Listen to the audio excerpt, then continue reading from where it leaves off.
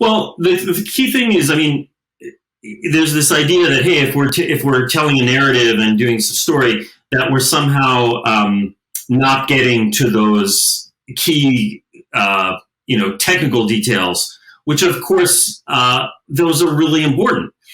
What we're trying to do here is create a frame for those technical details so that the buyer understands in a kind of in an emotional way why they matter.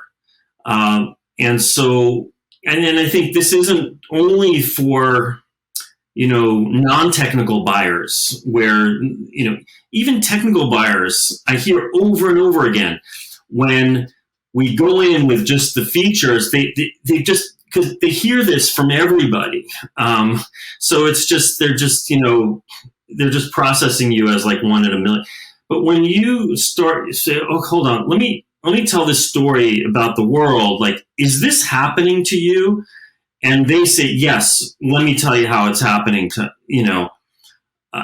this kind of creates a connection and a frame for talking about the technical details that I think makes them hit home a lot harder.